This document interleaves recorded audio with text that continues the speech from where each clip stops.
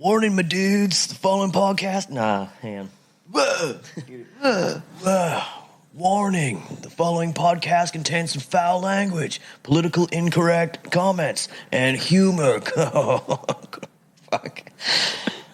Oh, this is all so bad. And he's just going to keep it as is. Erotic content and Australians. Listener discretion is totally advised. Enjoy. And I have one more go. Yeah, you can have another go. One more go.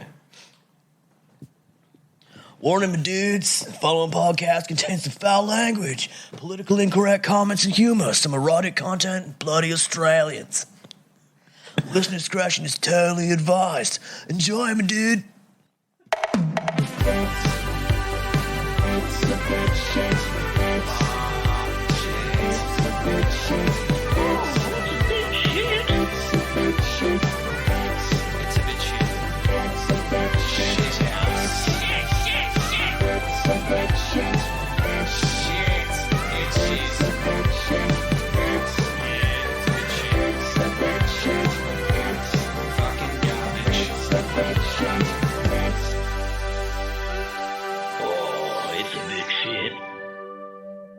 Really is a tasty jam that we wrote there, Peter. Very tasty. Thanks for collaborating with us on that, Aaron. We appreciate it. Yeah, cool, good time. Welcome to another episode of It's a Bit Shit. This time, we have no guests. This is the first episode with just the three of us. Why did we do that? Because we were like, you know what? We only ever joke each other off anyway, so why do we need a guest? I was going to say it's because we ran out of friends, but yeah. So this evening, there's no bukkake, there's just bukkakers. We're all the bukkakes. We are. Yeah, that's right. That's right. There you go. I had to. Now, this time, though, Pete's got a bell all to himself, so you're going to hear that bell quite a bit. Oh, yeah, you are. You're going to be self-booking hard, son. Doesn't count. Yeah, it doesn't. Hold on. The bell knew. Yeah. It just knew. Just knew that it wasn't time. How disappointing. Yeah, How disappointing. Just like this one's going to be. Yeah, just like this episode's going to be. Yes. All right, let's get on with it, shall we? Pete, do you want to give me some music to do this little readout piece thing that we do here? Sure. Cool. The Matrix, a film that won its praise for what everyone but the actors did. Produced on a budget of $60 million and directed by the Wachowski sisters, the film released in March 1999 and went on to gross a disgusting $460 million worldwide.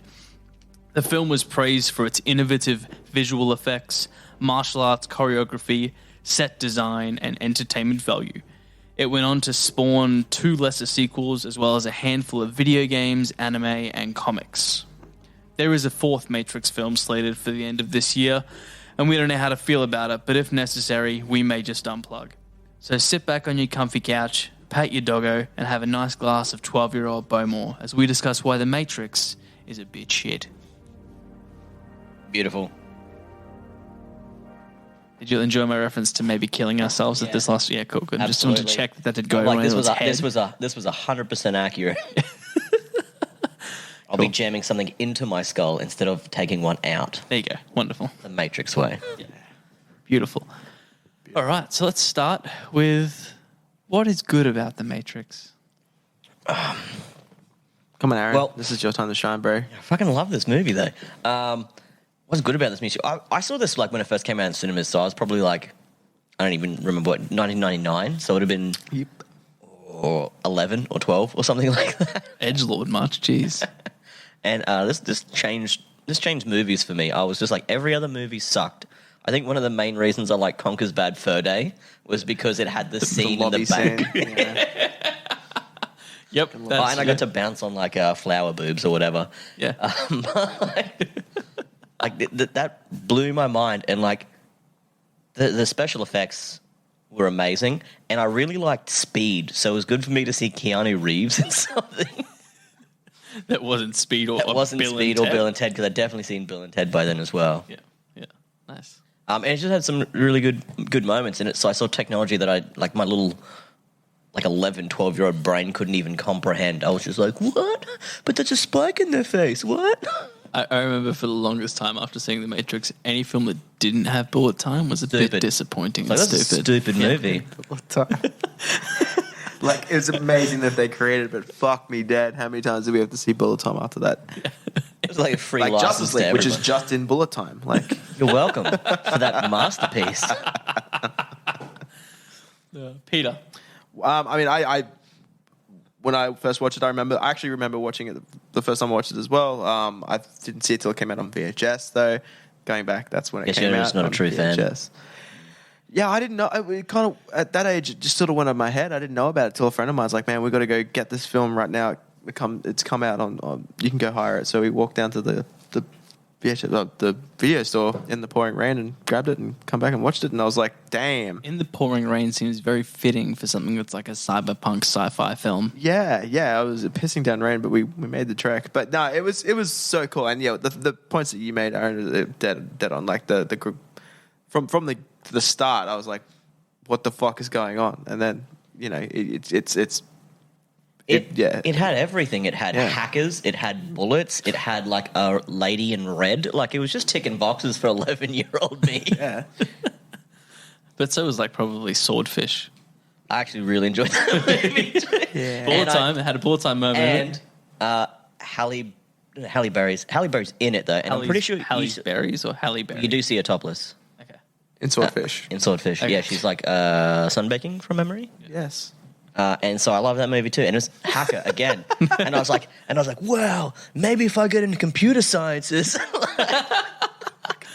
I could unplug. I can finally jam something in the back of my skull. Yeah, it brought a lot to cinema that like wasn't there. Like they thought a little bit out of the box, which was at the time like unheard of, and they got away with it, so it was good. Imagine all the weird movies we wouldn't have gotten if that hadn't come out, because that was like a big risk. It was quite a big risk. I was reading today, just in like a little bit of prep before it, that no one was 100% sold on it, and Warner Brothers were being very sort of about it until they sent them a clip of the first scene where Trinity's doing that, like fights the guys in the Where she hotel jumps up in and the air and then it like 360 camera thing, around and it, yeah. basically as soon as that scene got shot, they sent it to the Warner Brothers executives, and that's when they just left them alone and let them do what I they think wanted they to do also said from that that we point. need more money as well, yeah. and they were like no, and then they sent them this, and they were just like, so how much would you? Was how much it were you that or looking was for? it the storyboards? Like, because no one could understand And it. they till also paid people to do a 600-page storyboard of the entire film. Yeah, okay. So I remember as reading well, that as well. which is what got a greenlit. But then the execs were still sort of like, I don't know. Yeah. And that's when they sent them that initial shot from the start of the film, and they're like, okay, yeah, all right, we'll leave you alone. now. Yeah, sick. But also they moved production to Australia because it was cheaper. Yes. Yeah, that was back then when like we had such a Shitty economy. a shit dollar that like Yeah, okay. There's a lot even of even films. comparative to now. Yeah, there's a Most lot of films in that period that were filmed in Australia. And Like, you video just never games as know, well. Yeah. There's so many video games and movies that were made in Australia because of our shitty dollar. Yeah. You're just like, you just won't even notice until you're like, that's the fucking like Centrepoint Tower. What do you fucking call it? Well, what's it called now? Westboro Tower. What the fuck they've named it now? I have no idea. No, That's it, the tower in You Sydney. say Westboro, That's and I nice. think like Westboro Church. No, not Westboro. Westfield. Westfield. Westfield Shopping Centre is now part of that or I've no something idea. like that. Yeah, it's been a while It's since I've been okay. in Sydney. I don't know that anyone needed that trivia, but now they've got it. It's there. Hey man, I walked past them filming Power Rangers in Sydney, and that was pretty cool for me. So And we'll bring that up when we do Power Rangers. we'll never do Power Rangers. Nah. It's too good to be shut on. It's an eagle flying above all of the other movies. Yes. So we sort of touched on like the films that sort of came after The Matrix, but how many actual good films came out that were inspired by The Matrix after The Matrix? Because there was a lot of films with bullet time I in don't them. feel like it was the fact that like what movies like The Matrix came out, but I feel like after that movie came out, people were like, I can write whatever the fuck I want. now. I don't think it was just that. I think it got to a stage where they sort of showed off what you could get away with using like special effects, and I think that was like a step up in special effects, like the way they could treated their cameras and stuff like that to make it do certain things and look certain ways. Like the whole the lean back thing was done by using like hundreds of cameras like circling him to make it look like he's falling back that way. That was something that no one had really had done. Yeah, no, I know that. More so, I was just sort of asking the question of like, we were saying like there's a lot of movies that had bullet time in them before. We were bitching about how many films had bullet time in them. We were saying when we were younger it was the coolest thing, but I think as you got older it was sort of like, oh, bullet time again. Yeah. It's like, I guess it's like for anything. Like, you remember the first time you got a hand job? You're like, this is the greatest thing. And then like by like the 8th one, you're just like, stop. Yep. I still remember when masturbation used to be a great thing. Just like, you think you can do this better than me? Now I have to like turn a fan on to a certain speed, tie a noose in a certain way, have the electric shock at the right current. My nipples are chapped, man. My nipples are chapped. Your runner's nipples. You know, like, I need my Vaseline. All right, let's dig into the meat of it. This is probably going to be a bit of a shorter episode, I reckon, boys. But let's dig into the meat. I've got a bit in here. He's got and a talk lot. about maybe why it's a bit shit. Now, I just wanted to add that I don't have a lot of points on this. So I'm just going to be like piggybacking off a lot of yours or just like blatantly disagreeing. That's okay. You can do that. Why don't we go through? Yep. Are your points in timeline form or are they just overall? They're just overall points. So you go into the timeline and I'll just chirp in. All right, sweet. So, Pete, let's start at the start of the film. Cool. All right. I mean, this is just going to be a general thing as well, but it's the first thing I noticed within the first few seconds of the film. The way they treated on sound, like dialogue on screen, like it's very hard to hear people talking. I found. I did not notice that. Really, I always notice like everything, like the dialogue is super low and all the action is super loud. I think that was just the theme with action movies back then. If you're not like a thumb on the volume button, just like up, down, up, down. But my TV, I don't know, like with my own TV stick out here, but it adjusts this thing automatically. He's got like a compressor in his fucking soundbar or something. That's deadly. Yeah, No. I can't say actually I noticed that either. I've always noticed it, like forever. It's always been a thing with films for a long time where the dialogue's quiet and the action's really loud because that's how it's supposed to be. Yeah. And sort of having a compressor running out to speakers, you're not going to fix that. Yeah, it was just one of those things that I've always noticed, and then watching it again, I was like, "Oh yeah, that's right."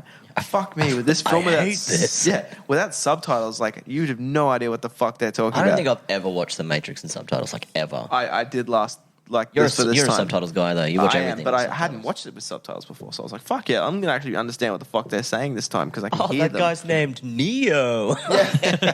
Well, when you look at that, it looks like it says one. Yeah. That was just one of those things. Yeah. Gay. I guess straight off the thing, like the cops are told that there's a terrorist and to hold the line, but they can handle one little girl. It's just like straight off the bat, like that's dumb. Like, Why is that dumb? It just speaks to arrogance of men, especially in that time period. but I suppose, but like if you're, but it doesn't matter about the arrogance. If you've given a direct order by your superior to not do it, like do not do it. We've got backup showing up. Do not do it, and then they do it anyway. It's like you're bad at your job, like as a cop. Like Fair enough. you should just be like, if you don't get shot by Miss Latex, you should be fired. Like, I mean, I don't know. Like, it's just one of those things where I'm like, well. So, like, if you're a police chief, you would be straight up like, "You've lost your job, mate." I said, "Wait, Well, you didn't wait." Yeah, and then they screw it completely. Like the person gets away. A few people Do they die. screw it though? Because it literally wouldn't have changed anything. Because they can still see agents in the Matrix, so they still would have been able to say to Trinity, "There are agents coming." Still, the whole scene still would have played out pretty much in the exact same way, just without the sweet 360 kick. Yeah, I suppose. But it's just like, it's also like, why did you say no? Your men are already dead. Go into the person and then, like, just be the first person walk through and just shoot her and like done. Like the Because agents. plot armor. Yeah, I know. It's just like, I mean, there's a lot of that in this film. Yeah, There's there is a so lot of much plot armor. Like, oh, suddenly this is a thing. Oopsies. I found I got to the start there. I mean, moving on to Neo or Mr. Anderson. Mr. Anderson. You skipped a bit. Sorry, you have more in the Trinity scene, do you? Oh yeah. Oh, lay it out, man. Okay, well, so it's like the whole thing about, I mentioned the whole jump straight into a cop's body, which also follows to the agent, like this follows straight into the plot armor thing, like the agent in the truck that has to turn around, like takes over whoever's driving the truck, then has to turn around instead of just driving straight at it, like has to do like the dramatic turn. And then it takes extra long somehow for that truck to, like, every time he changes angle, the truck's further away again. It's just like, oh no. And then, oh wow, she got there. Crazy, because the truck was going backwards. Like, I think they just did that in movies back then. Like that's why they did like Kung Pao, where he's like, "I'm coming," and she's like, "Chosen one," and he's like running, and it's just the same scene repeated like 4 times. yeah, I know. This is like, but we're here to pull it apart. So I think it's a bit of a stretch. So like I understand that scene. I understand what you're saying, but I can't say I noticed the car moving further and further away every time. It was definitely pointless. The fact that it did a big skid, spun around, and sat there revving its engine. It should have just spun around and destroyed the box.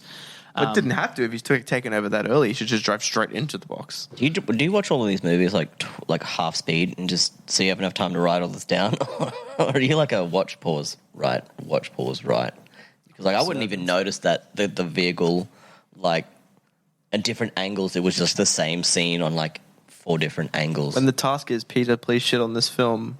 You're like, I bring my A game. Yeah, I'm there to look at everything. I've eaten some sweet Chinese food. I'm ready for this. Off topic, quick question, because we were discussing it before. When you're watching films and taking notes, are you taking notes whilst you're watching the film, or do you pause it, or do you write down notes after you finish watching the film? I do both. So I write like general things when I'm watching it. Yeah. And then I will like write some more, and then I'll think about stuff. I'll think about the film, and then I'll write more. Marinate on it. Yeah. Okay. All right, cool. That's Just why checking. I always have like. I just write as I'm watching, and Aaron, you're saying you write after you've I watched it. I will write after. I find myself if I like go to write things, I either don't pause it or I just get annoyed with pausing it that I just end up Sometimes I do pause. fucking it off entirely. Sometimes I will pause if I find that it's gotten too far ahead. I'm like, fuck, I missed something dumb. I need to go back and watch that dumb. Then I'll pause it. Just a little insight for our listeners there. Yeah, yeah. I'm sure a lot of people have been asking you guys, what's the process? And What's the process? Now What they is your know. process? Since episode 1, I've really wondered. Yeah. I feel like Aaron's just like at the moment he gets the task, he's just going to get out there and just watch it like 1,000 times. Well, you'd be wrong. Aaron, when did you watch The Matrix? Last night. To be fair, I watched it like 2 months ago. I guess then follows into the Neo. So you go to Neo scene. He's asleep at his computer. So someone writes "Wake up, Neo," and he wakes up. Like, yeah, that's how it works. Well, Doo-doo-ding. It's that's- not like that's MSN. not- Like doo-doo-ding. Like, That's Oh, not so what bothered me. What bothered Sleep me? at his computer. Someone instant messaged him. You had like Yeah. MSN Messenger. Yeah. If Yeah, but you were that asleep was at that not computer, MSN and you were like, Messenger. yeah, but like if you were asleep at the computer and like some girl messaged you, you'd be like, straight up. yeah, you'd be because awake. you would have got doo-doo-ding. Yeah, exactly. And you'd be like, oh, someone finally listened to my like My Chemical Romance lyric. They want to talk to me. He had like headphones on listening to 9 Inch Nails. Man, I doubt he would have heard a doo-doo-doo. Oh yeah, but how good was 9 Inch Nails What- back in the 90s? That was the prime 9 Inch Nails. What you're missing there is that when that comes up on screen, he presses Control X. Oh yeah, no, that's Which is dumbass cut. as well. Like, what are you gonna do? Yeah, Why does he He cut? cut it away, guys. Yeah, that is stupid. I need like a hacker way to say get out of this program. Exit is the hacker way to get out of this program. He just didn't Alt F4. Like, what? Well, it was in DOS, so it wouldn't have done anything. What's the code that you can just type into DOS and it just like deletes everything? ESC, wasn't it? No, was it No, let's not doesn't tell matter. listeners. too far? Yeah, too far along. Not because we don't know, but because we don't want people to delete their hard drives accidentally. That club that they take, like follow the way the club. It's just so. It's a 9 Inch Nails film clip.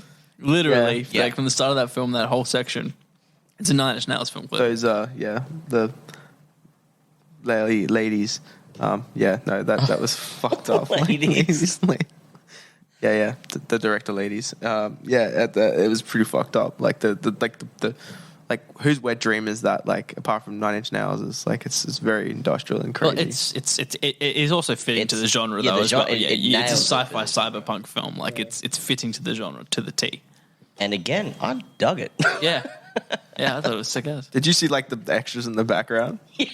Like it's so fucking ridiculous. It's like, is that Spike?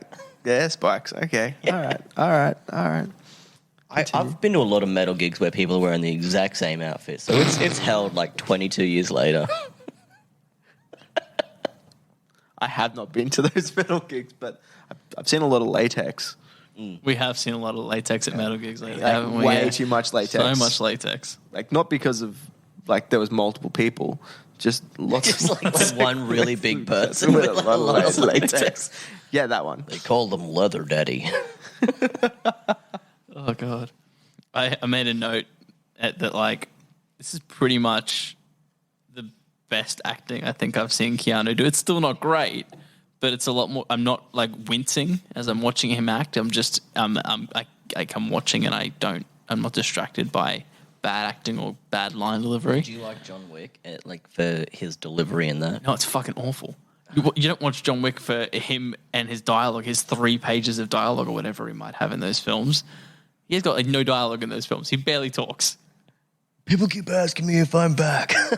Well, I'm back. I haven't known what to tell them, but I guess now I'm back. Banger of a line. Banger. Just a quick side nitpick on this. Like, yeah. So she's hanging out with him in the club, right? Yeah. Telling him about the thing. It's like, cool. We'll be in contact with you. Next day, he's late to the club, like late to work. He gets FedExed a phone. It's like, just give him a phone last night, man. Just like you're wasting cash at this point. Like because he might not have taken that phone to work with him. That's where you guarantee the phone is with him at work. Clearly, Bitcoin. Yeah, but that's plot armor.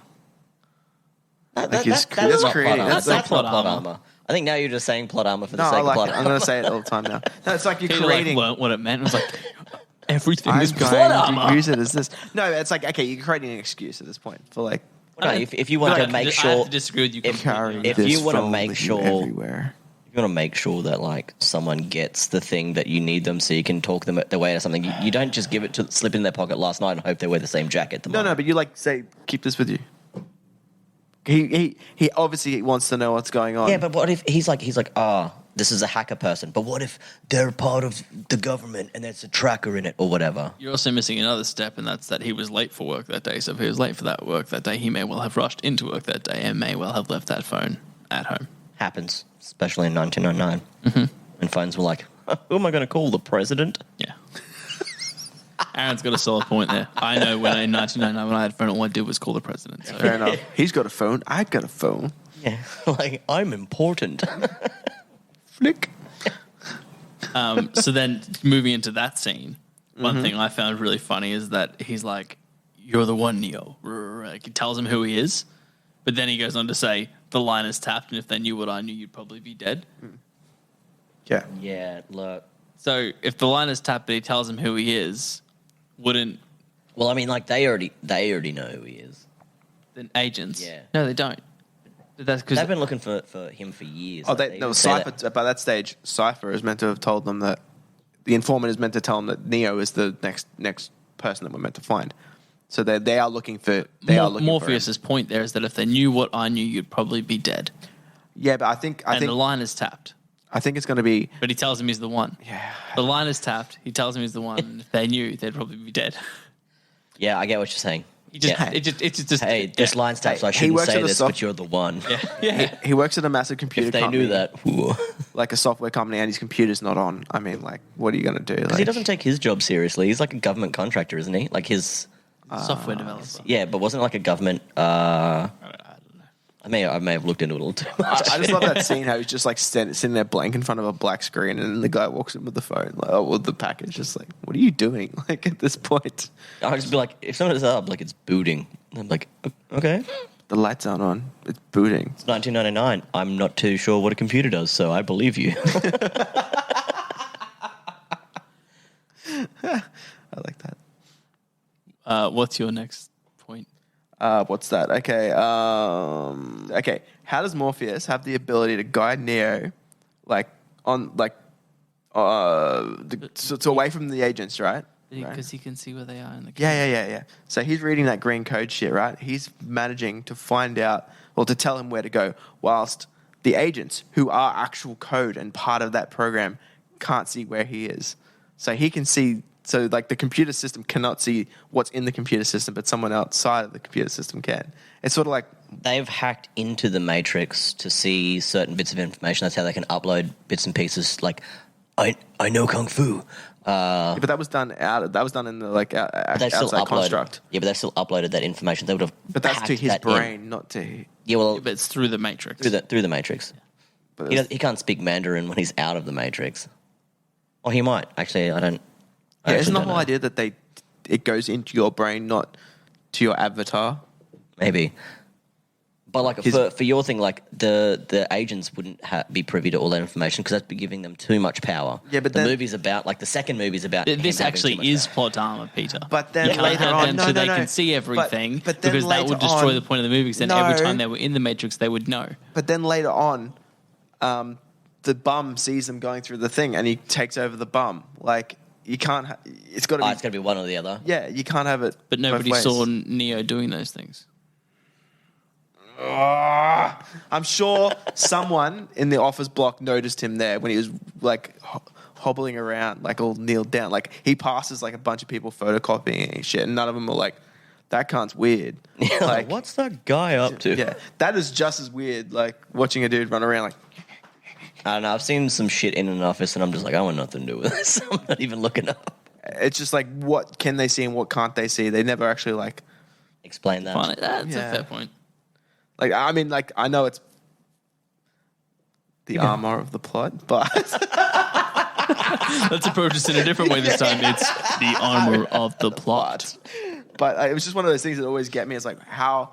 I mean, I get you can see the thing, you can tell them which way to go, but then what can't they see? You know what I mean? What can they see? It's never really explained. I imagine that the agents would be able to see Neo through other people's eyes, but wouldn't be able to get the full outlay of a building because But that then would there's a give very- them That's There's your too imagination, though. Too much information. Yeah. There's another really simple argument, and that's that Smith just went to where the nearest phone line was, and they would know where that is Like a mobile because phone cell he tracking. knew where the other handset was when he crashed the truck into it. He knew where he was going. He knew the nearest phone was here, and that's why he took the truck and went there. So very much so, he could have just taken over that bum because he can't actually see what the bum sees. Instead, he knows that this is where the nearest phone handset is, and there is a bum there, and so he takes over that bum. But that's not how it's shot. It's shot that the bum is shocked, and he goes, "Ooh!" Well, the bum can be There. shocked because he sees Trinity disappear. But then somehow it's just Yeah, I understand where you're coming from. I think that the explanation for it is that he knows where the nearest phone line is because that's already shown at the start of the film where he knows where the nearest phone line is. yeah. But The there could be agents other know phones. where the phone lines are for them to Yeah, escape. but they're in a city. There's heaps of phones. Yeah, but the agents know where the nearest ones are because that's proven at the start of the film when Trinity's escaping. Hey, I'm here to be problematic. You know this. Everyone's like, who invited that guy? This is my job. So my next point is fucking that gap in Lawrence Fishburne's teeth. Fuck me. Give a bit of 50 Cent coin in that cunt. Jesus Christ. Fuck me. And it's such a close-up shot the first time you see him. It's just like fucking... We're just having like a debate, and the next thing Sam's just like, I got a plot hole for you. The hole in his mouth. No armor covering that. It's a big gap in his teeth, but I don't really notice that too much. Jeez, I'm really bad with like super gappy teeth. And like that's like a mega gap in those teeth. Maybe I just don't notice that as much as I should. It's the first thing I notice when you see him. It's just like this massive fucking thing. I'm just like, oh, It's like Jesus. white room, and he's like, hello, Neo. And you're like, my God, what is that between? Is that a hole between his teeth?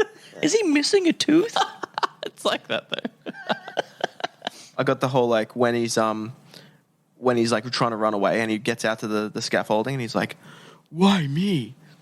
And it's like because you're a hacker and you sell software. Why wouldn't the FBI be after you?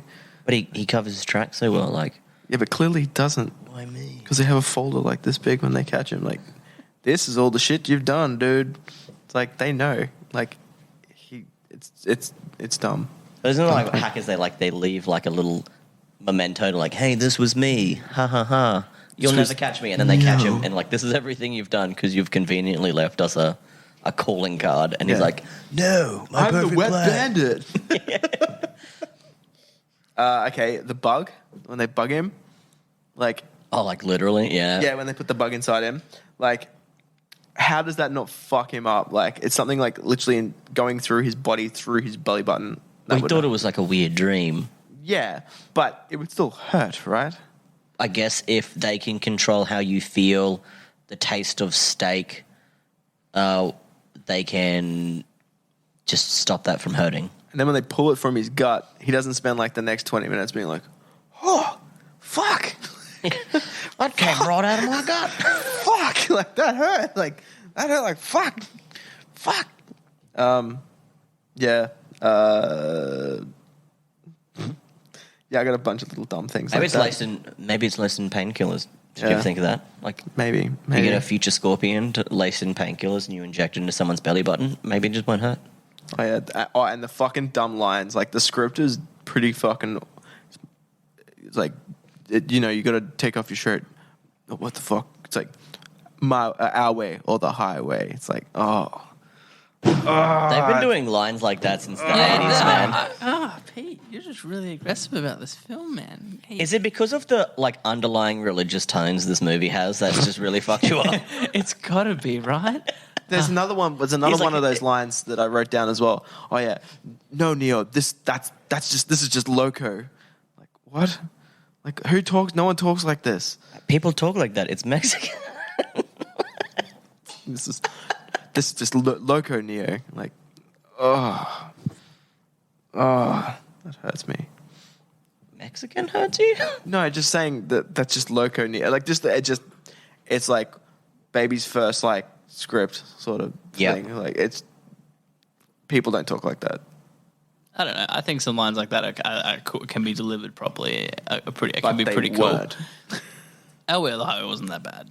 It never struck me as like an awful line in the film. I don't think any of the lines really struck me as like this is an awful film because it's sort of like very self-aware at the same time. Yeah, because there is some like gnarly lines in this film. Like I'll always admit that, but like this is Loco Neo and Our Way of the Highway. Just like it's just okay. It's so lame. Okay. My next line was, if Morpheus was a priest, he'd fuck kids for sure. It's funnily enough, the next line I've got is like about how when he gets ejected, that arm that picks him up somehow miraculously covers his wang. When they pull him out of the water and take him to the ship. Were you looking for dong? It's like He was like, finally got to see some Keanu dick. Nope. Keanu Dong. Keanu Dioc. But it's just like, it covers his dong. Like, what's the chances of that happening? Like, it's like the arm goes like... I don't know, man. How good are you at that claw game where you go to like put like $1 and you pick fucking up awful. Like, For me, that's probably why you It's not a bad thing. It's just something I noticed, and I was like, that's kind of funny. for me, that whole scene sort of was like what cemented in how much of a fucking cool sci-fi film this is. Like the world built and like the art direction and stuff was like fucking nailed. Dude, It's so good. it opens I know up I'm supposed to be talking instantly. about white shit, but ugh. Some there are- things are just like- good, mate. It's just good. Shut up, Aaron. There are good things about this film. We'll never be able to... We can't say that they're not good. It is the reason why it is shit, though. Some shit things can be good. Oh, yeah. After that, I just wrote, fuck, the first half of this film is boring as fuck. Well, then just as long as you're on that point, actually I'm looking at your lines. The hacker needs AI explained to him. Yeah. That's plot armor. That's just like explaining it for the audience. Yeah. Like it's a bit meh, but It's yeah. like in comedies where they're like, of course I know that, but just pretend like I don't because I'm not stupid. But like, how do I explain this to someone? And they just go through the whole plot. Yeah. The birth of AI. AI? So you're saying it's like a mind in a computer? I like that when they load up the construct for the first time, that it's a construct. Why are you loading in the shittiest looking fucking chairs ever? They're both the chairs that they like load into the contract. They didn't. They just wanted to pay for the free trial. They didn't want. They don't want to pay for the full version. Which that unlocks comes better with chairs. non-dirty furniture We're just playing Sims, and but a with flat like, screen TV as opposed to an old CRT thing from the fucking 60s. yeah, it's just early in the game of Sims. You know what I mean? Like he hasn't like built up his cash hasn't earned yet. money yet. Fucking hell. It just confused me. Like, I get it. It's for the look of the film. I understand that.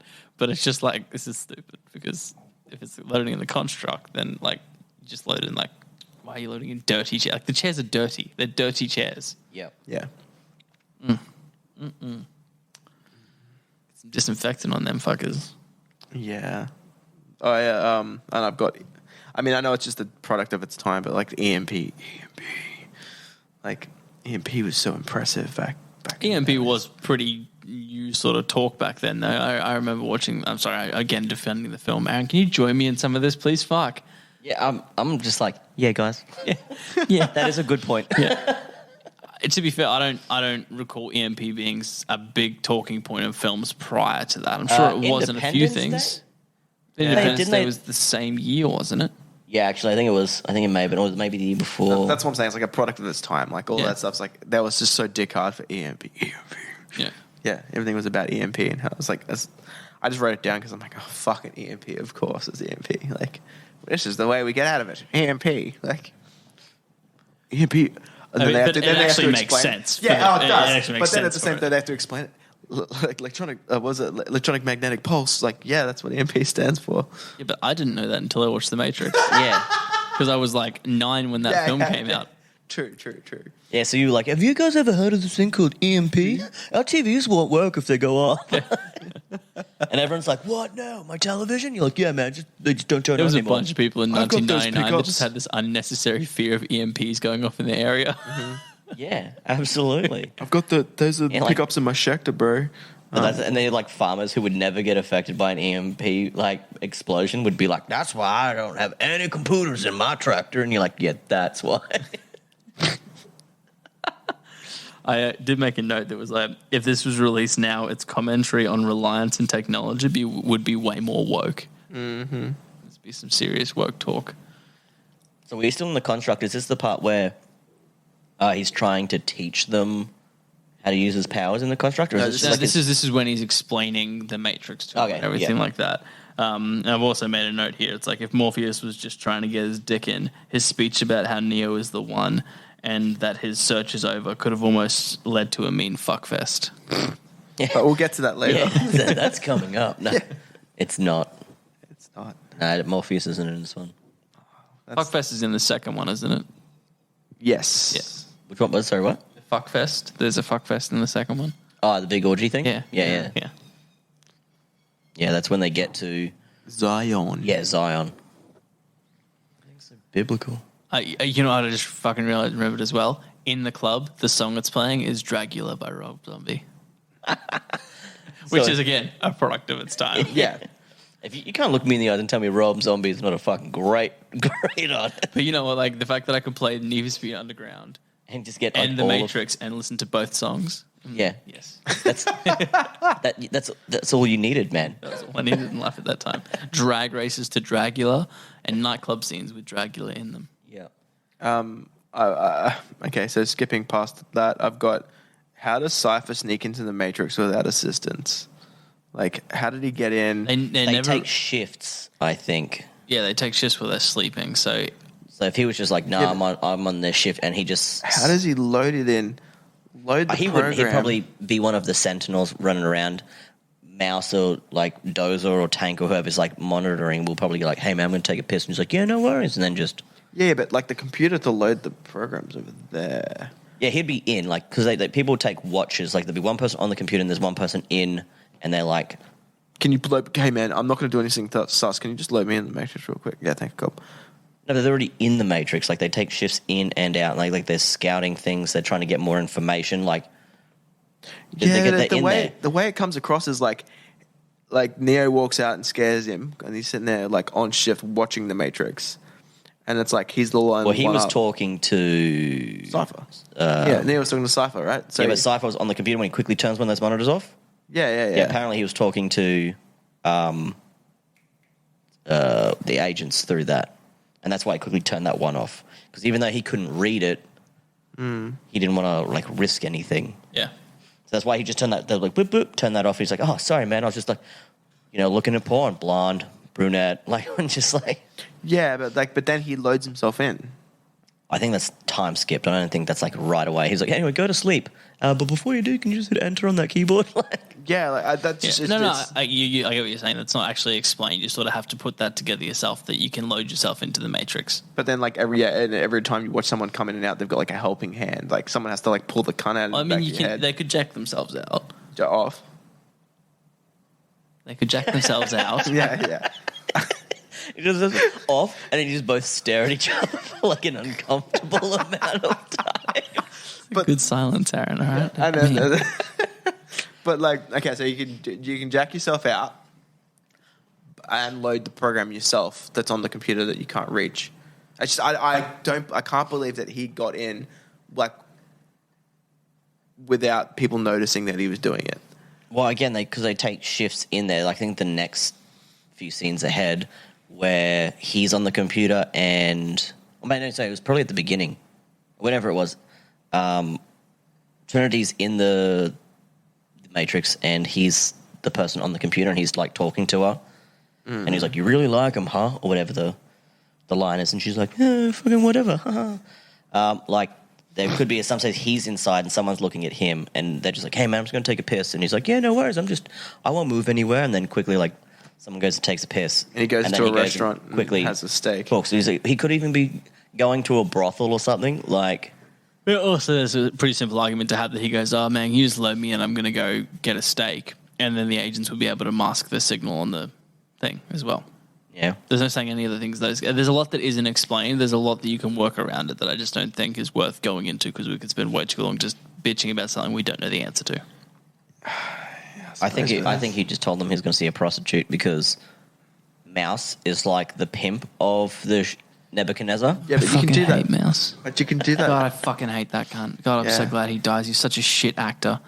Yeah. Because like Mouse is like a creepy looking dude, right? And if he comes up and like, "The girl in the red dress, you like her? I made her myself." And he's like, "If you want to spend some quality time with her, let me know." I wouldn't want that dude to know that I'm getting my fuck on, because he'd be filming it and just like knocking one out as well. Yeah. You know, so like, "Hey, I'm going to a brothel. Is that cool? I'm going to a brothel." Yeah. And then just like they're like, "I don't want to see that," and you'd be like, "Cool." And you go have a nice steak with a lovely gentleman in a suit who's just gonna, you know, put something through the back of your skull.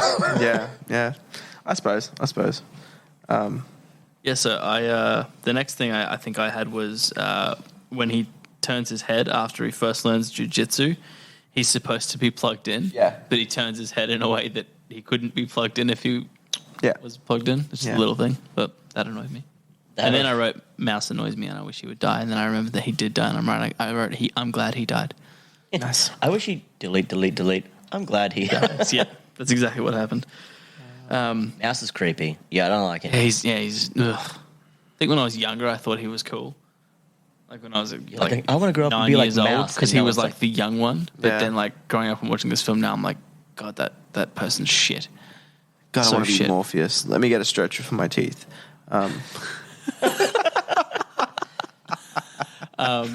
I think that one thing, like watching this film back and like sort of looking at it, is and a point I made in the little opening dialogue piece as well, is it won all of its awards for everything but acting. And to be fair, the acting is kind of atrocious in this film from most of the supporting cast. Yeah, but sometimes I wonder if that's because of the scripting as well. Nah, man, like Tank is a shit actor. Dozer's a shit actor. They were my boys. Mouse is a shit actor. Tank and Dozer, they're my boys. All right, like, actually, Dozer's the bigger one, right? Dozer's the bigger one. So Tank's he's not too bad. He kind of plays gruff big brother pretty well. Yeah. Tank is really annoying as an actor. He's just not a good actor. He almost overplays his part. Mouse is just creepy and weird and fucking annoying. I agree with the Mouse part. Yeah. And then, like, let's face it, Switch and the random Spanish dude have no lines anyway. But they don't really get much time to act. She gets to say "our way" or "the highway." Yeah. Yes. That's why she's the one that says "our way" or "the highway." Mm-hmm. The other guy doesn't say shit. I got nothing against him. He's done no wrong in my book. The one line she's does in the entire film, I'm like, nope, I'm done. You're done. I've got Deja Vu doesn't work like that. You see the same thing twice. No, but that's not how Deja Vu works. Yeah, it is. So when you see Deja Vu, you see like something happen and you see it happen again directly after? No, but the concept is still the same. Deja vu is when you see something you've already seen before. You're like, I just saw fucking two identical cats would be what I would say. Not and deja then you'd vu. be murdered by a bunch of Smiths running around because you've been like, weird, two cats. And not be like, deja vu?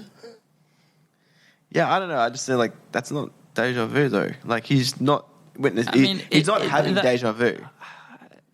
That is not deja I just vu. feel like you're pulling it apart too much because that is like as far as the concept of deja vu goes, you could say deja vu to that and it wouldn't be wrong. How would you video deja vu? Like if you were a film person, how would you film it? I don't know. I'm not a film person. I'm here to like shit on this. Like, my job is to shit on it, not to like tell you how to do it better. Followed up by the next question: how would you make this better? And you're like, change deja vu. I don't know how. Yeah. I mean, like, There's not You've really anywhere experienced deja vu. to say that. Like, Yeah, I feel like they did a pretty good job. I think they did a really good job showing of like what portraying deja that. vu is. you would suck their dicks. I mean, vaginas.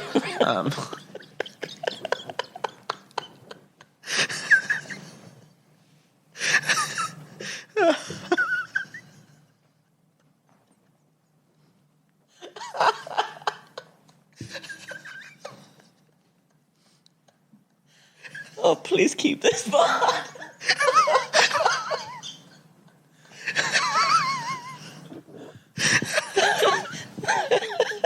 Just watching Seth's face fall as I said. He's like, fuck, you can't. So, Aaron, what Pete's trying to say is you would munch their clitorises. Yeah, that makes a lot of sense.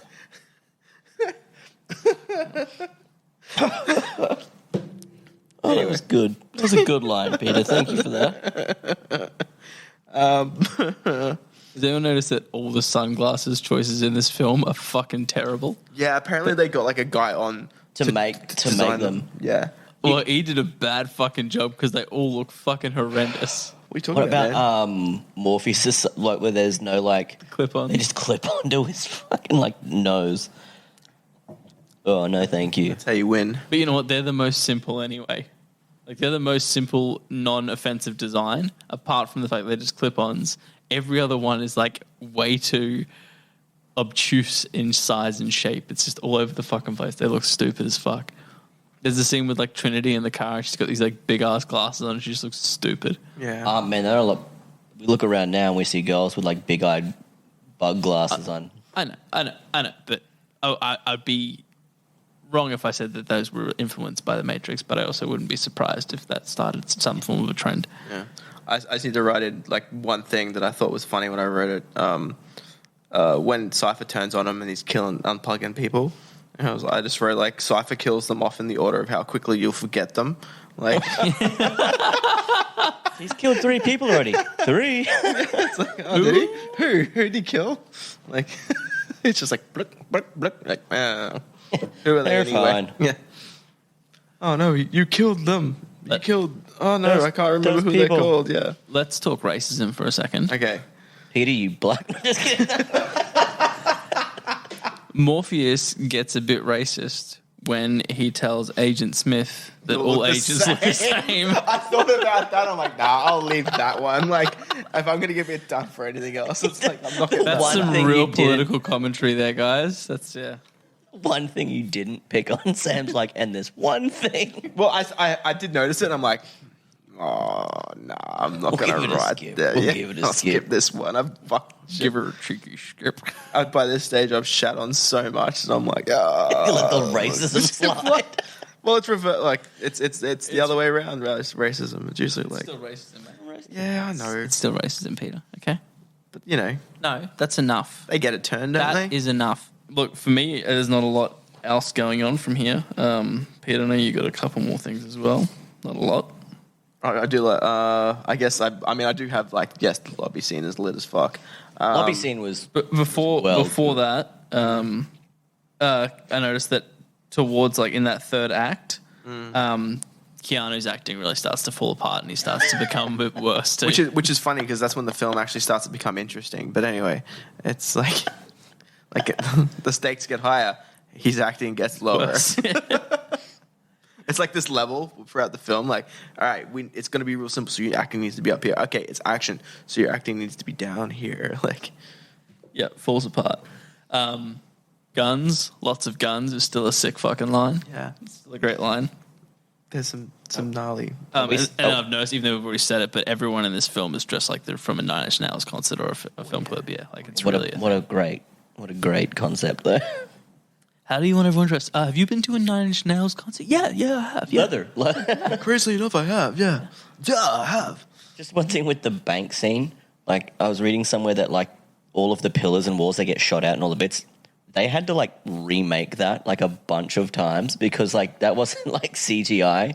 Yeah, That right. was, like, actual pieces that were designed to, like, blow off. And every time I watched the movie since, which was a few, I just thought to myself, that would be a fucking shit job to be the guy that picked up the pieces and, like, ultimate 3D jigsaw all that Vacuuming shit up all that together. together. Yeah. I hope they just bring in like new walls. Like they didn't mention that, like just new walls or new pillars. And they're like, Yeah. all right, next one. 'Cause, Yeah. like, One of the things Fuck that. I always think while watching that scene is as they're just like plowing down cunts, it's like, we need to save these people. They're all connected. yeah, it's because the idea is like if you're not one of us, you're one of them. Yeah. Sort of means like an agent could become one of those at any stage. And I get that. It's just So like they're we're just, trying like, to save these people mowing by them down. mowing them down. We're saving everybody. This is like how Peter By killing saves some. animals. Like, saves the animals by killing them. Yeah. Talking about yourself. No, Peter. Peter is in Yeah, like you, Peter. Your name's P.E.T.. Peter. PETA. Oh, you didn't specify that. You just He said- spoke about yourself in the third See, person. he thought you said Peter, not Peter. yeah, that was the problem. Right. Yeah, gotcha. cool. I'm glad we're on the same page. They're almost identical, but you said Peter, he thought Peter. Yeah, he did. Yeah, I think we all agree that shootout scene in the lobby bank No, it's reception dank. area Yeah, is it'll always be fucking dank. awesome. Banger. Yeah. Banger. So like, 100%. I mean, I can't do it, so I don't know. But like, he managed to grab that AK. It wasn't an AKS, and what was it? What was that gun? We don't have assault rifles Assault here, rifles, so yeah. like, I don't know. Mid handstand, like somehow manages, and it's funny too because he's like in slow motion. He goes like, But that scene was also done a few times. Like I think Scary Movie did a Yeah. version of that. yeah. My boy Conker's Bad Fur Day did a like just the best yeah, version of that. Conker's, that was God, I so good. fucking Yeah, love Conker's Bad Fur Day. Such a good game. that works so well in that part. Yeah, but like that was another part that was sort of like taken and just sort of ran with. And I feel like a lot of bank heist movies sort of started to do that as well. They're like, oh, we can blow up a bank now. Yeah, Yep. We have permission. Why? The Matrix did it. Elevators don't actually have emergency access panels on their roofs that you can access from inside an elevator. they do in the The Matrix. safest place to be in an elevator when it breaks down is inside the elevator, so that you can't actually open up a piece on the top of any elevator and get out of that elevator. Which is not a thing. Maybe back in 1999, but now we have to have like things on mattresses that says "do not eat." So we're just stupid people. Maybe there was a thing there, and they were like, "It's for maintenance only. Don't try and escape out of it." And when people have just tried to and died, That's just my nitpicky point for when I have a hard time shitting on a film. I have to like pick something that's probably not accurate. yeah, you're like, and I don't think that elevator was up to 1999 standard. That's all I'm saying. That's right. and it was called a lift, not an elevator, which is not what you call it in America. So, whoa. Mind blown. That's crazy. Can we get our Mon American listener to? confirm that for confirm us? that, please? That'd be Yeah, great. yeah. Thank you. There is one, isn't there, on Twitter? It's like a There was Twitter a guy. few. I think there was about 2 or 3. Yeah. Americans, they love us. Thanks for stopping by. Now we've said cunt way too many times. They're gone.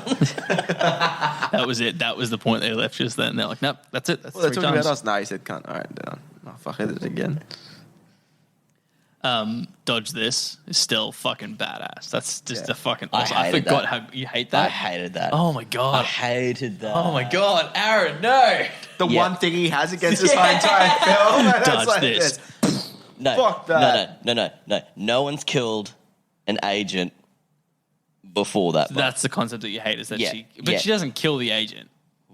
He just goes into someone else's body. Yeah, but like they'd never been able to hit an agent like that until Yeah, but he was that distracted moment. by the one. The one. But at that stage, he's not even the one. He's just the guy. Actually, while sort of dodging bullets, sort of. Yeah. Yeah, he sort of is the one at that point because she's like, "How did you move like that? None of us can move like that. You move like that." Is he dead yet? No. Did he die? He's not the one then. Okay, all right, yeah, fair enough. He's not the die one. for Head. He's not the 3 one. days. He's just really good at what he does. He's not the one until he has like the cookie and gets tongue punched by Trinity. Okay, fair enough. Fuckhead. But yeah, she listen here, man. Yeah, the whole like dodge this with a gun like right near his temple. cool. It looks cool. I'm not gonna lie, it looks cool. It's, fucking, But, like, it's a banger. I forgot how good that scene was. but I was just like, get fucked. I understand what about you. The thing about it you don't like, and it definitely crossed my mind as well. Yeah. It's like, well, you're using the agent being distracted by Neo dodging bullets as a reason to kill him, but he's out of bullets by the time she has the gun to the head, so there's no reason he can't move fast enough to knock the gun out of his head. Yeah. Like if the scene was click boom and wasn't dodge this, then it's a bit more believable. But it's also badass. It's also just so badass. It's also like everyone saying like how badass they are, and like Cypher's just like, hey, you know, there were 5 of you or 6 of you before this, and they all died. So when you see an agent, I suggest you do what we all do and run. And she's just like, now's my chance. I'm gonna shoot one point blank in the face. I'm like, nah. It's also an error there where when he does the bullet time thing, all the bodies that were already like around disappear. Like, never even noticed that because I've always been so distracted by that sweet bullet time scene. Yeah, it's sick, but like all the people that he's been fighting are suddenly missing. So like he's beating up all these people that are all over the floor, and then he does the bullet time, and there's no one there. There's no one on the rooftop. I never noticed that at all. Yeah, I was too busy trying to hide my like massive erection from the bullet time scene. I notice these things. This is why I get shit for Speaking noticing of things shoes. you notice. No shoes. I did not notice a single thing about shoes in this. You can fuck yourself. I bet you he had a bunch of notes, and Monica was like, "Peter, don't. They're going to make fun of you, man." Yeah. No, I didn't actually get anything. I actually did have a look just to make sure, just to keep up the. Yeah, but you watch The Matrix 2 and you're like, they're in Zion. They're not even wearing shoes. I saw it.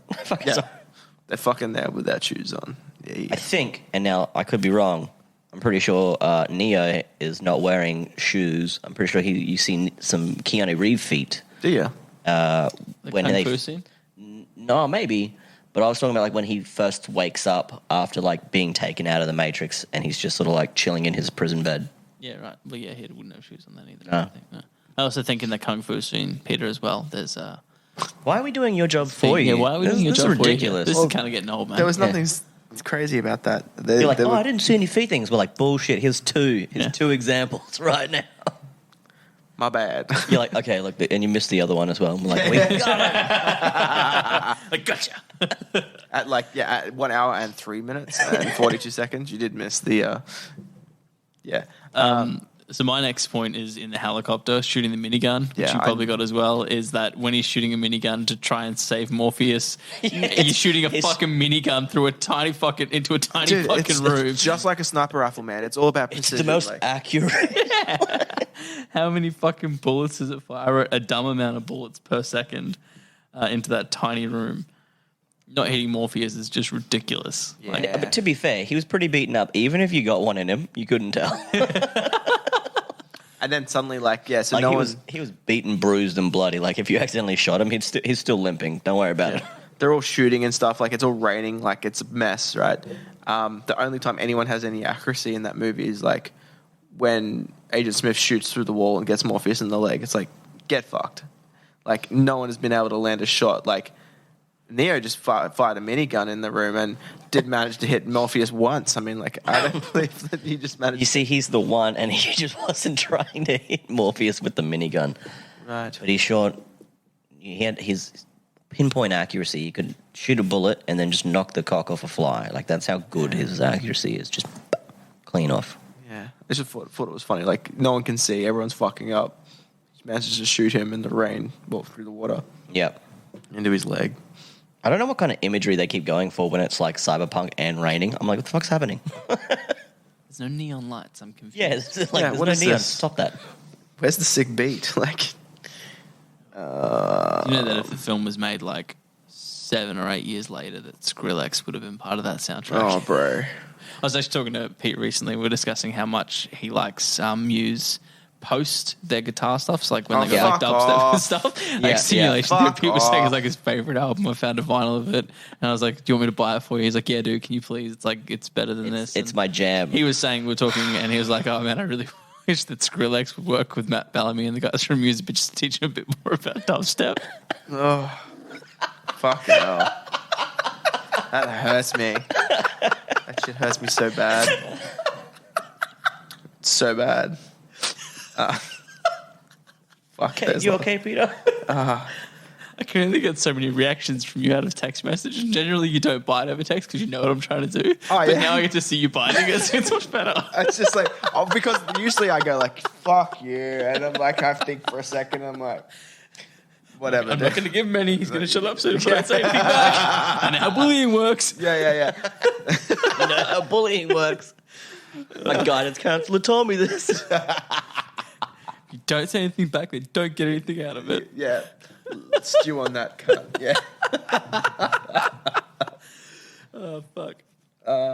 So from there, I didn't actually have anything else until we pretty much get to the end of the film.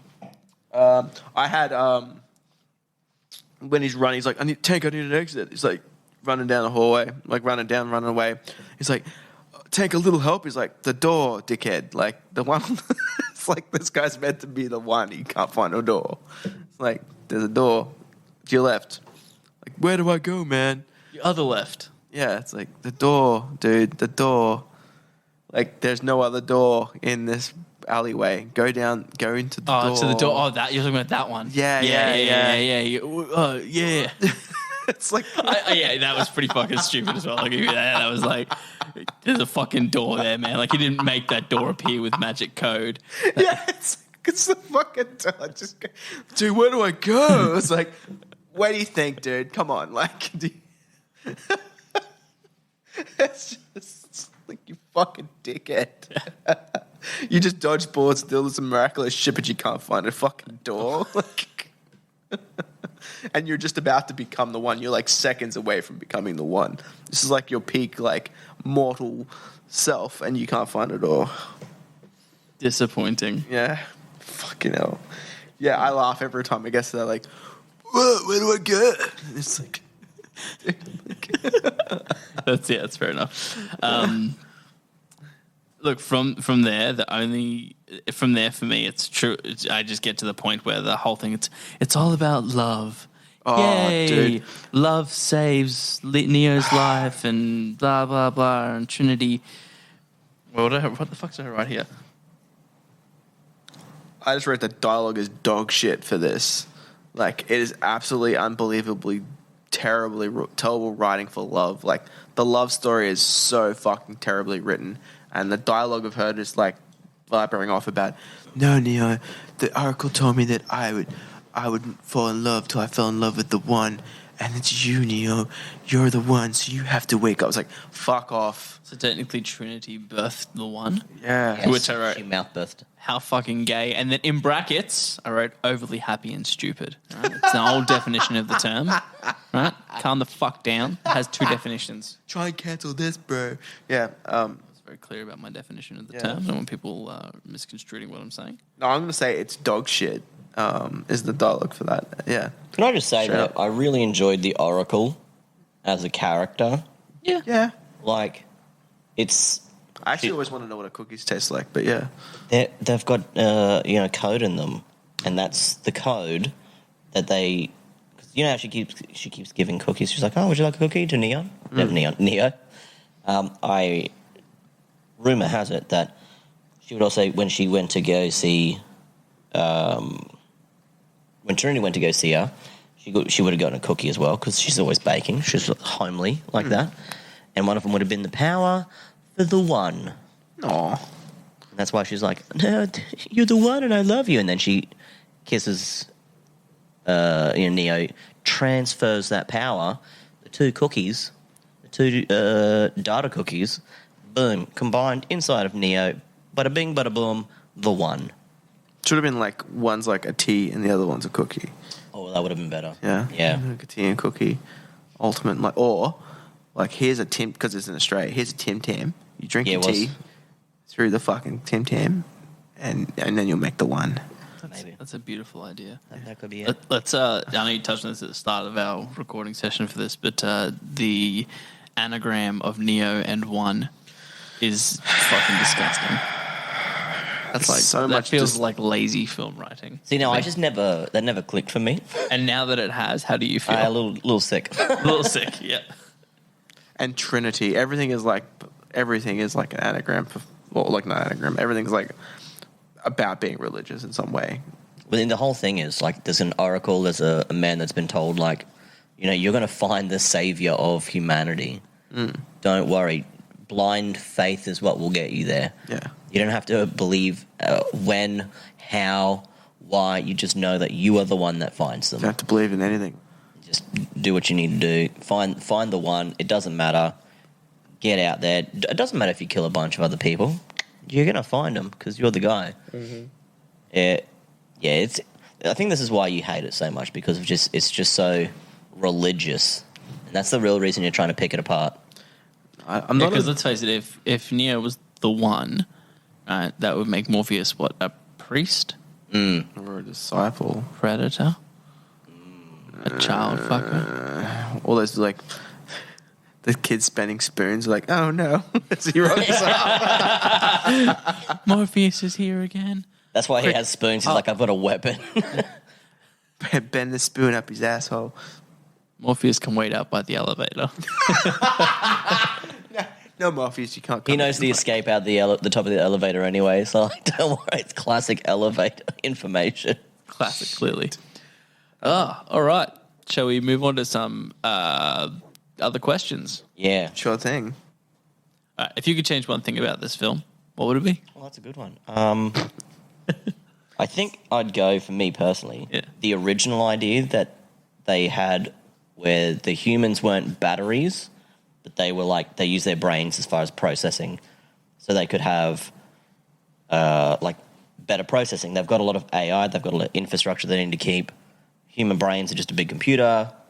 That works much better than using a lot of power and energy to make people in order to have power, which would then be needed to make more people.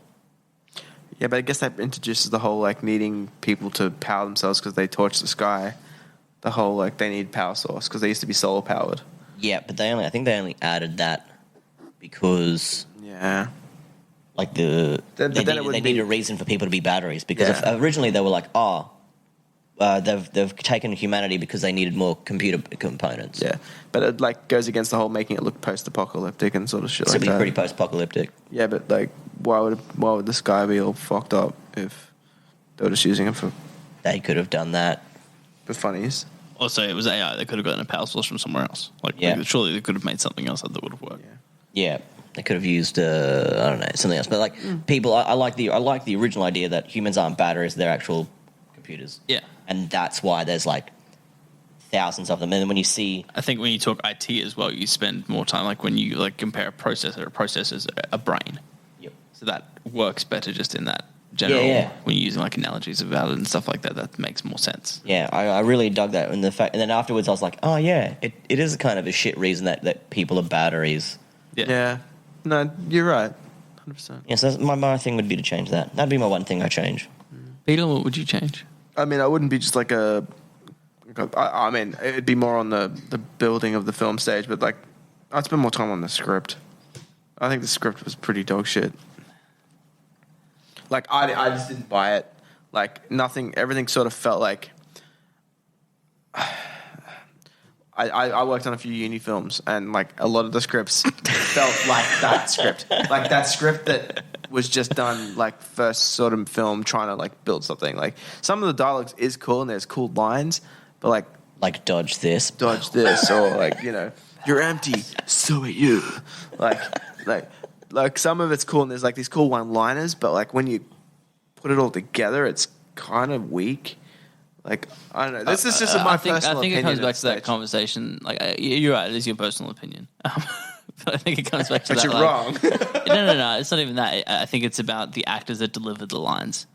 A shit line can still be delivered good by a good actor, and you don't notice it. Like, but a bad line delivered by a bad actor is bad. Yeah, I'm not Lawrence Fishburne. I'm not going to suck the dick of the script. Like, I don't think it's like only smart people will be able to watch this. It's like, there's Rick and Morty before Rick and Morty.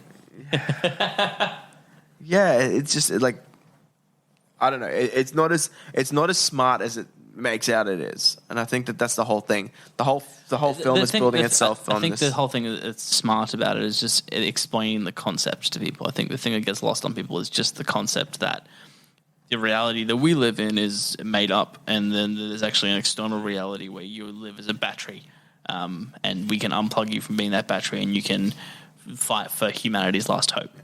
I think that whole concept confused people a long time ago because computers were scary, and a lot of the stuff and terminology they use is very much computer based. Yeah. It's all around computers and how computers run. That's sort of how the Matrix runs. Sort of how they use it, and I think that's why it was a smart film at the time. I think going back to it now, it doesn't come across as nearly as complicated as it would have back in 1999. Yeah, I feel like it weighs too much on its time. Like, it hasn't aged as well as it could. I feel like because watching it now, it's just like. That's why I'm scared and scared. Sorry, excited and scared, not double scared. Excited and scared for the fourth one because now we know in our daily lives like all these computer terms, and it'd be very interesting to see what the fourth one does with this. Is it going to be just like AI is amazing. What do I do? or Like Neon's like Neo's riding around on Sentinels. Yes. She'll be right, boy. Maybe what happens? Like maybe they'll just like time it and like have it still in the 90s, like because they can. No, I think they've they always said go on that, about. I think they've said that it's present day. Yeah, right. Okay. Because they always go on about like we built this off this particular time because it was like the best time for humanity. So it's like Yeah. But you're gonna make it. Yeah, but that best time for humanity could be this time. Yeah, it could be. It could be like a 50-year period or something like that. Yeah. 'Cause it's like the sixth time that they've run the cycle. Yeah. Spoiler alert, guys! If you watch all three, it's like the sixth time. And not that fall asleep through the third one. Yeah. and that too. So I think it's like a specific period of time. Like argument's sake, 50, 300, whatever. It's a specific period of time, and then once they've gone through and just taken all of the juice out of the batteries, they just sort of like reset, and that's what the one's supposed to do. That's why when he gets in the room with the white pedophile computer, and it's just like, haha, what are you going to do? You're going to save humanity or save this girl? And he's like, I choose the girl. and then he's like, no, you're supposed to save humanity. Oh, no. And that resets it, and it goes all the way back to... And, like, essentially all those people are dead, and they make new people. Like, the place, Zion, gets pretty much wiped out, and then they rinse and repeat, and they start again. And that's the cycle that all these things have created. Because he's not the first one. He's not the first, he's the sixth, from memory. He's the sixth one. Every time there's a one. Yeah, he's the sixth one. But there have been others who think they're the ones.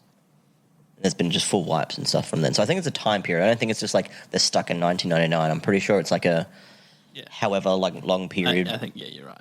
It would be like a 100-year period or something like that, yeah. And they just live through that, and then hopefully the one pops up and they can just fucking flush the whole thing down the toilet and then just reset back from the beginning. Wait for the new character Watt, who's really just two. Yep. Dope.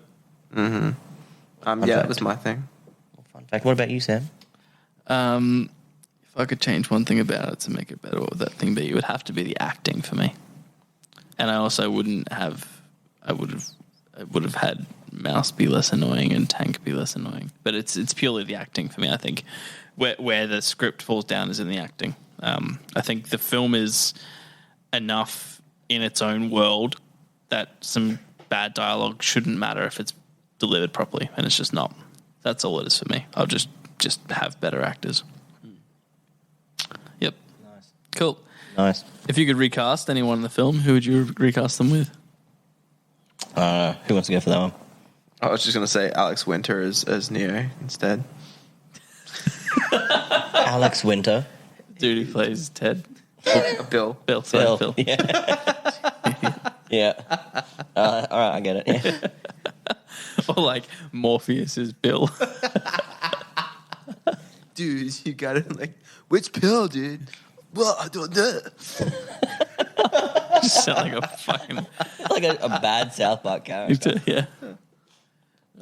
For me, it would be Carrie Ann Moss. I would fuck her off. Yeah. And I would get Sandra Bullock because I wanted to see Speed 3. Well, Speed 2, technically. Speed 2, 3. No, there was a Speed 2. It would be Yeah, two, no, but two with that Keanu Reeves. Yeah. So it'd be Speed 3, but like in Cyberpunk. Fair enough. That's cool. I would have gone with the original casting choices. I reckon that would have made a much more interesting film. And what were the cast again? I think it should have been Will Smith as Neo, and Val Kilmer as Morpheus. Yep. I really think that's what should have happened. Whitewash. What? Smith is not white. Swapping the roles. I want you to know that. Right. That's right. Will Smith. He's not white. He's not white. Smith. I don't know. I think the film would have been worse off with more known actors, especially someone like Will Smith in that time frame when he turned down that film to do Wild Wild West. Fucking legendary move too. Like, we need to do that film one here at some point. Yeah, but that's just shooting in a fish in a barrel. Isn't it? Can you insert the song of Cartman singing Wild Wild West? Well, I'm a badass cowboy living in the cowboy days. Wiggy, wiggy, scratch, yo, yo, bang, bang. Me and Artemis, light road, go, set, down my high from the big metal spider. Wiggy, wiggy, wiggy, wiggy, wiggy, fresh cowboy from the west side. All right. Cool. If Tim Burton was holding a Helena Bonham Carter to your head and would only let you live if you got a line from this film tattooed on you, what line would that be? Mine's a big one. Who wants to go first? I know. I just thought of where I'd actually get the tattoo written. Yeah. But the dickheads, you get tattoos written on the underneath the leg, like that, and it's just got "Welcome to the real world." Like Blade 3. Yeah. It's like, haha, I'm one of them. He pulls down his bottom lip in a lip tattoo. Yeah. Nice. Yeah. Do you have one, Sam? Or Yeah, I'd get Dodge this above my dick. Perfect. all right, me again. This is gonna sound weird. Classic back piece. Yeah. Aaron's really just like, man, I want them subscribers so I can get a good back piece. One day. I've already got back tattoos. This would fuck my life up a lot. Okay, so it's gonna be a quote and a picture. Now the quote, I haven't picked one, so it's either gonna be "free your mind," which Morpheus says, or "see how far the rabbit hole goes." It's just pointing at your asshole. Is this around the asshole? No, it's not around my asshole. Oh, come on. It's probably going to be like church windows how it has writing from the top to the right, but over in an arch. Yeah, It'd be something like that. But the actual picture would be Morpheus and Neo, high as fuck, like the cover of Fear and Loathing in Las Vegas.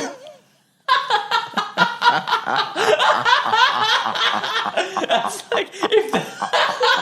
if that was just the cover art, see how far the rabbit hole Yeah, goes. yeah. And then that all of the the thing. weird stretched out faces, and they're all just blazed out, and they got pills coming out of their mouth and underneath stuff. just as the Matrix, you'd be like, what kind of fucking film is this? Yes. Yeah, sounds great. That's pretty good. That's my back piece. Yeah. I like it. I Thank do you. like it. That's great. That's amazing. Thank you. Who was the real hero? I got one for this. You do? Yeah. It's Carry On Moss's asshole. What? Her ass. So, could you imagine? Did you clear this with your wife first? Yeah, no, I did, 100%. She's the one who's like, it's her asshole. Yeah, no, okay. She's wearing fucking leather pants the entire whole thing, running around Sydney, in muggy Sydney. It's nothing compared to up here. Yeah, I know, but it's not great either.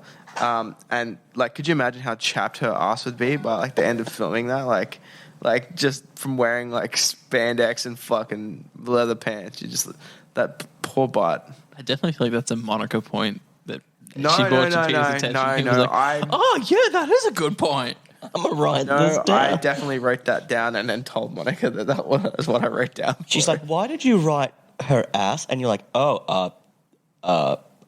because of all of the leather she wears? Yes, it is exactly that reason. What was it again? The leather? So Carrie Ann Moss's asshole is the real hero of this film. Yeah. Nice. For making it through the entire filming process without just We don't know. We don't know what that looked like at the end of the filming. yeah, it's just this fucking destruction piece. It may not have made it through. Hope for the best. Mine would be the Oracle, because none of this would have fucking happened if it wasn't for the Oracle. She's the real hero here. and she makes cookies. And she makes cookies. Yeah, she wouldn't send Morpheus on his pilgrimage. She wouldn't tell Trinity to only tongue punch the person you love because they're the one. She wouldn't like lie to Neo and be like, "Oh no, you can't be the one." Cookie. Do you think she like? She's got a bunch of like ninja children like out the front of her house, just like lifting Legos and shit. Like, Do you think she went to Hero. Trinity like jeans? You think that's what you should be wearing? and she rocks up in jeans, and Oracle's just like, "That's not going to get the one." You're gonna need them leather pants. So yeah, my vote's the Oracle. Awesome. Yeah, awesome. thank you. I didn't have one for that, so we'll move on to the next question. Who has the most punchable face? Cypher. Cypher? Cypher. I was about to say, hint, it's not Ray Fisher.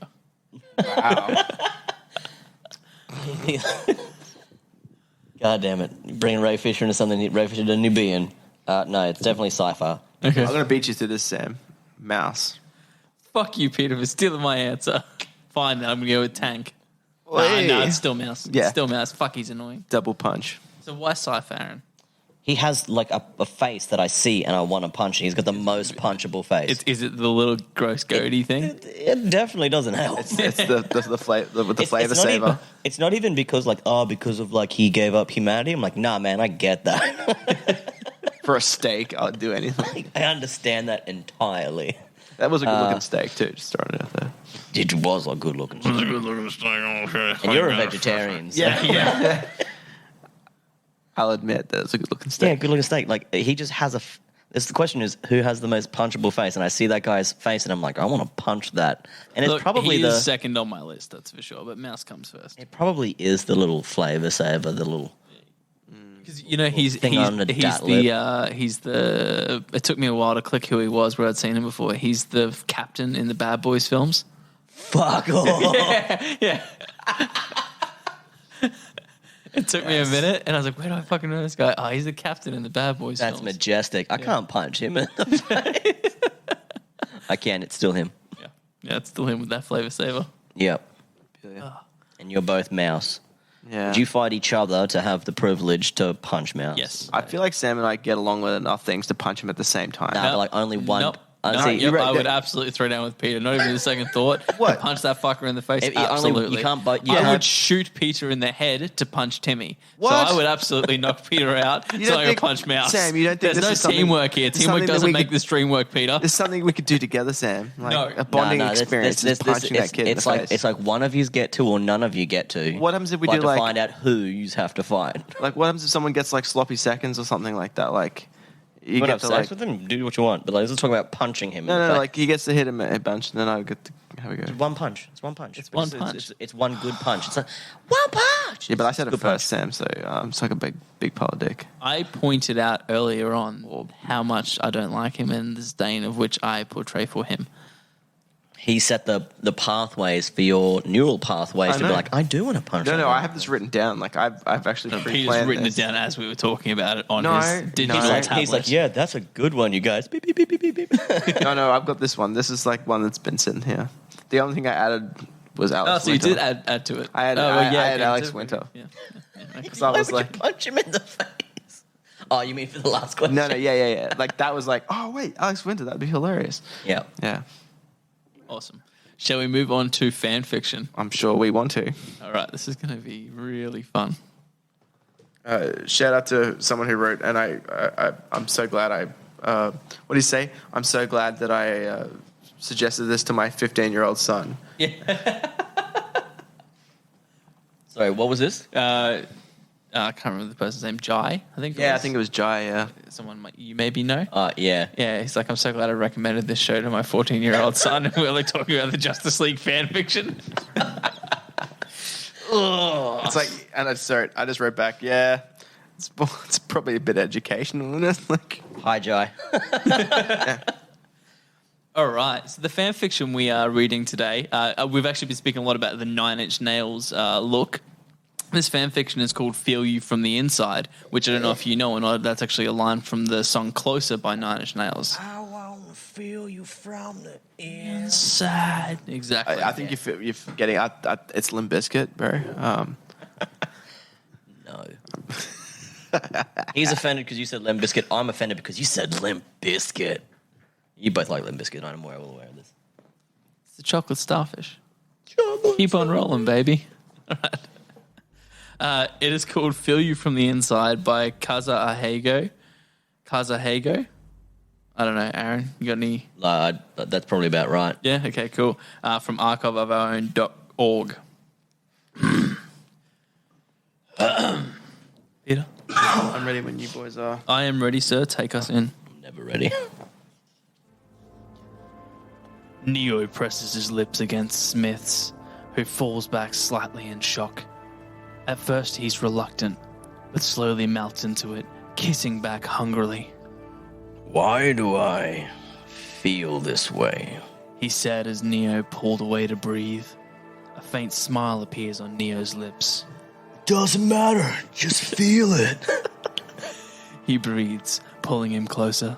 Feel me. Smith presses Neo against the crumbling wall behind them, sliding his hands along the other's lithe body. Go with your instincts, my dude.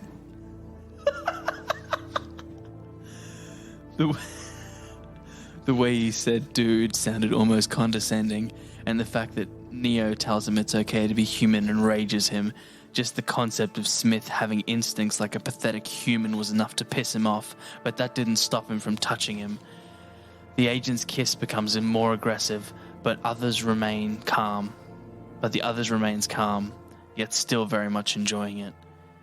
Like that's in brackets, yet Yeah, still it's very in much brackets, enjoying it. yeah. Neo guides Smith's hand between his thighs, not taking his eyes off him. Let all your frustrations out on me, Smith. He insists, almost purring. Smith, however, seems confused, eyes scanning down to his own hand, unsure of exactly what to do, or rather, why to do it. Let me help you, Smith. I know you're angry at what you're feeling, so just let me help you out, man. Neo chuckles as he sees Smith once again look around in confusion, unsure what to do. He continues to guide his hand to rub him through his clothes, down his chest and over his crotch. His other hand rubs Smith's bulge. Smith's hands move all over Neo, beginning to undo his coat. Neo does the same, taking off Smith's jacket and loosening his tie for him. That's when Smith sees, much to his delight, that he isn't wearing anything underneath. He smirks and inspects his soft and pale body. His eyes scan down. He notices Neo's crotch is perfectly shaved, almost as if he had planned for this to happen. His hands grope at his soft... Fuck. Keep reading. His hands grope at his tiny soft tits, thumbs playing with the puffy nipples. He sucks on them, occasionally nipping them, resulting in Neo holding back some breathy moans. Smith's eyes widen as Neo unzips his trousers, revealing a cock which he didn't even realize he had until now. Their lips press together again as Neo's hand slowly caresses Smith's cock, his hand moving up and down in a rhythm. Smith lets out a moan at the new sensation and kisses Neo back, hips unconsciously jerking into his fist. The agent was overwhelmed with the new things he was feeling, even becoming more aware of the rain as it poured down on them both. Neo was more relaxed in comparison, keeping his breathing slow, yet the pleasure was still there. He could tell by how soaked his pussy was. Despite his somewhat cool exterior, Neo was excited. He had thought about touching Smith before. Sometimes it even kept him up at night. Thinking about it, his heart pounds in his chest as Smith's fingers clumsily work their way around his hole. I don't know why, but I can't stop thinking about you in like every way. Neo confesses between their kisses, which were becoming ever more desperate. Smith couldn't process what was going on. Was this really Mr. Anderson he had been trying to destroy merely days before? It didn't matter anymore. His vessel felt too good. He loves the taste of Neo's lips, feeling each of the zeros and ones press against his own. Move your hand faster. Keep doing what you are doing. Neo obliges by moving his hand at a faster pace and leans his head onto Smith's neck, mumbling under his breath about how handsome he was. I don't want to feel anything. I don't want to be weak like you humans. But this Neo chuckles. feels so too irresistible. Neo chuckles lightly, in brackets, making Smith's chest tighten at how adorable it was, and gets down on his knees, holding the agent's cock in his hand and pulling his foreskin back, sucking gently on the tip. He kisses down Smith's leg, licking and sucking on his balls, making Smith shiver. Filthy. He mutters as he grips at the man's hair below him, quietly inspecting his face. He looked good with a mouthful of cock. Neo stands up again, leaning against the wall and placing Smith's hands on his hips to support him. After taking off his sunglasses, he spreads his lips apart, guiding Smith to push into him. His eyes shut tightly as Smith enters his hole, and both of them groan. Neither of them had done this before, and the idea of them losing their virginity together made Neo's heart flutter. Seeing Mr. Anderson exposed like this gets him hot all over. Getting the urge to kiss him again, he slowly thrusts back and forth, slowly but surely, trying to get the rhythm and depth just right. You feel so good inside me, Smith. You're like my first. Neo tells him, watching his focused expression, how his eyes are closed and he's breathing hard through his nose. Smith felt his emotions rising, his pent-up lust kicking in. He needs to let it out. His hips move faster and faster, causing the other's entire body to slam against the wall with each thrust. Neo's moans are louder and more frequent, gasping between kisses and thrusts. Smith was the same, groans and whines becoming progressively louder. He takes Smith's hand again, placing it on his breast, rolling his hips and moaning as he did so. Oh, yeah, Smith. Oh, just like that. Neo whines, not caring who can hear him or how desperate he sounds. Let it out. Let your feelings out. In me. The pleasure was becoming too much. The thick cock inside his tight pussy felt incredible. The back of his head presses against the wall, only stopping his kiss with Smith to let out louder moans. His nails dig into the back of his shirt, pulling him closer into him. With a loud moan and a jolt, Neo comes, legs shaking around Smith's body as he pants. Smith grunts in surprise and is somewhat proud at the other's reaction. He thrusts as deep as he can into Neo's raw pussy and fills him up with thick cum. If this were real, Neo pulls him close and whispers. that would have, gotten me pregnant. The corners of his mouth seem to curl up into a smile.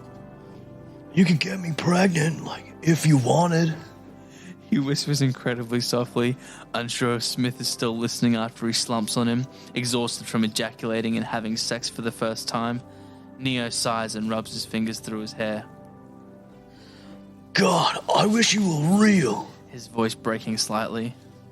Indulge in my human needs, Smith, and I'll indulge in yours.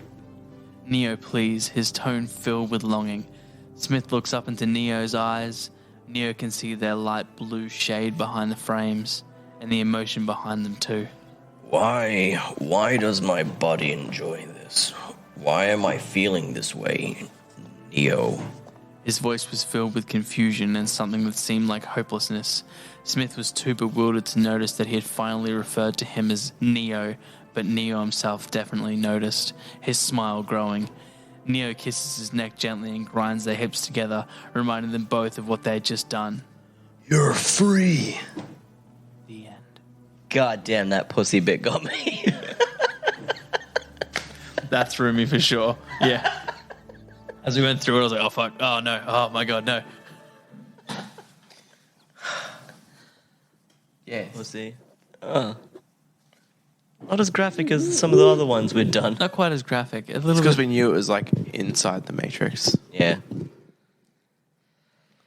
Yes. Oh, right. It didn't take place in Zion, where they Yeah. have big fuck fest. So, Yeah, that makes perfect sense. Awesome. Oh, God. Oh, God. I feel dirty. Oh, God. Oh, God. Ugh. Oh, God. Oh, God. I'm totally coming, man. Oh, no. Look out. Here I come.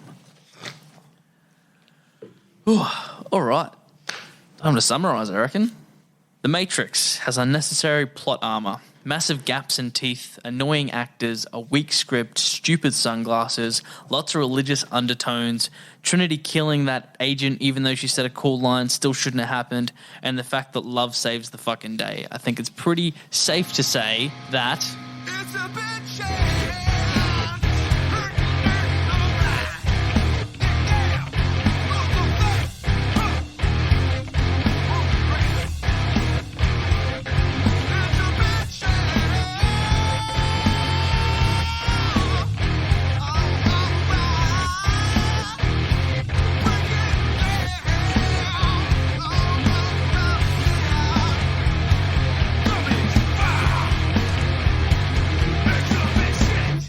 Thank you for listening to another episode of It's a Bit Shit. Hope you really enjoyed that one. That was the first one we'd done without a guest, which was a bit strange, but we got there in the end. As per usual, make sure that you like and subscribe and do all the things that the people on the internet say to do. You can find us on Instagram, Facebook, Twitter, YouTube. We have a subreddit. We don't ever use it, but if someone wants to start doing things on it, then maybe we'll start using it. No way. And on our next episode, we have an entire band joining us, which makes things get pretty chaotic. But it still turns out pretty good. No real hints about what it's about. Let's just say that there's aliens and Will Smith in it. Oh no, I wonder what it could be. I bet you can't guess. No way. Anyway, thank you for listening to It's a Bit Shit, and we hope you have a good day. Night, morning, whatever. Bye.